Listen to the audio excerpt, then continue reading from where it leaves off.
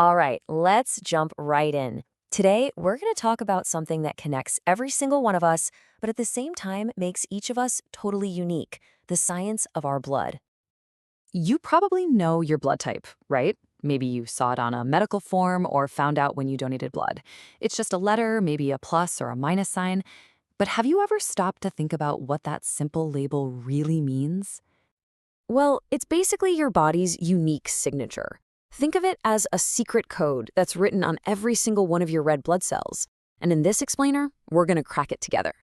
Okay, so to crack this code, we have to start small. I mean, really small, down at the microscopic level inside your veins. To understand the A's, B's, and O's, we need to meet the two key players that run the whole show. First up, we've got antigens.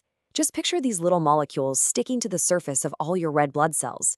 They're kind of like tiny little flags, genetically inherited, waving around and basically shouting to your body, "Hey, I belong here. I'm one of the good guys." And who's checking those flags? Well, that's where antibodies come in. These guys are proteins floating around in your blood, and you can think of them as your immune system's security guards. Their entire job is to spot and take down any foreign invaders. So you get it, right? It's a super simple but absolutely crucial relationship. Antigens are the identity flags on your cells. Antibodies are the security guards in your blood. And everything is just fine and dandy as long as the guards recognize the flags. But what happens when a cell with the wrong flag shows up? The security guards go on high alert. They attack, causing all those foreign cells to clump together. It's a reaction called agglutination, and it is bad news. It can clog up your blood vessels and trigger a massive catastrophic immune response. This, right here, is why getting blood types right isn't just important, it's literally a matter of life and death. Okay, so how do these flags and guards actually create the blood types that we're all familiar with? Well, it all boils down to two main systems. First, you've got the classic ABO system, and honestly, it's pretty straightforward. If your cells have the A flag, you're type A, and your body makes security guards against B. If you have the B flag, you're type B, and you've got guards against A. Now, if you have both flags, you're type AB, and you don't make either of those guards. And if you have neither flag, you're type O, and your body makes guards against both A and B. Then there's the second layer, the RH factor. Think of it as just one more flag, a protein called RhD. And it's a super simple question. Do you have it or don't you? If you do, you're positive. If you don't, you're negative. That's it. And there you have it. You combine that ABO system with the RH factor and boom, you get the big 8. These are the familiar blood types that are just absolutely essential in modern medicine. All right, so now that we know who the players are, let's get into the rules of the game. Specifically, the life or death rules of blood transfusions, where getting a perfect match is everything. Now, this might look complicated, but it all comes down to one golden rule. Just one. You can never give a patient a red blood cell that has a flag, an antigen, that their own body doesn't already recognize. If you do, you know what happens? The antibody security guards will attack. End of story. And this simple rule is exactly what makes O negative the hero of the story, the universal red cell donor. Why? Because its cells have no A, no B, and no RhD flags. They're basically immunological ghosts, stealth cells that can sneak past any security system, which is why O negative blood is so incredibly valuable in an emergency. And on the complete other end of the spectrum, you have AB positive, the universal recipient.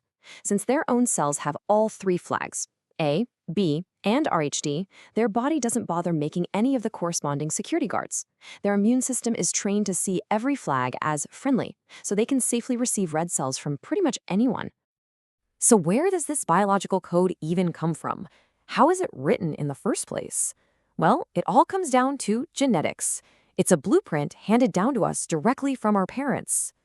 So here's how it works. You get one gene for your blood type from each parent.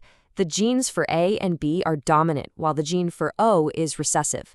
And this can lead to some really surprising results. For example, and this is pretty cool, two parents who are both type A can each be carrying a hidden recessive O gene. And that means, yep, they can absolutely have a child with type O blood. Now, this whole genetic inheritance thing becomes incredibly important during pregnancy with something called Rh incompatibility. Picture this. An Rh negative mom is carrying an Rh positive baby. During that first birth, her immune system can get sensitized to that positive factor. Now, the first baby is totally fine, but her body has now built antibodies that could attack the red blood cells of her next Rh-positive baby. It's a serious problem. But thankfully, modern medicine has a brilliant solution, an injection called RhoGAM. It basically tells the mom's immune system to stand down, preventing it from ever making those dangerous antibodies and keeping all future babies safe. Okay, so we've been talking a lot about the big 8 blood types, but that's really just scratching the surface. If we zoom out, we see that the real story of human blood is, wow, so much more complex and way more diverse. Get this.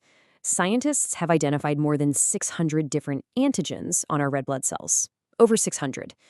The ABO and Rh systems, they're just the most famous ones, the most important for routine transfusions. All this other variety is what leads to what we call rare blood types. And what's really fascinating is that the distribution of these blood types around the world tells a story. It's a story about our ancestors and human migration. For instance, type B blood is way more common in Asia than it is in Europe. These patterns are like genetic footprints, showing us the paths our ancestors took as they spread across the globe. And this is where it all comes together. This is the so what. Because our genetics and our ancestry are so closely linked, a patient who needs a blood transfusion, especially if they have a rare type or chronic illness like sickle cell, has the best chance of finding a perfect match from a donor with a similar ethnic background. That is why having a diverse blood supply isn't just a nice idea, it's a critical public health necessity. So you see, your blood type is so much more than just a letter and a plus or minus sign. It's a story. It tells a story about your health, your family's history, and even your ancient ancestors. So the real question is, what will you do with that knowledge? Understanding this code isn't just cool science. It shines a light on how connected we all are, and how a simple act, like donating blood, can literally be the link that saves a life.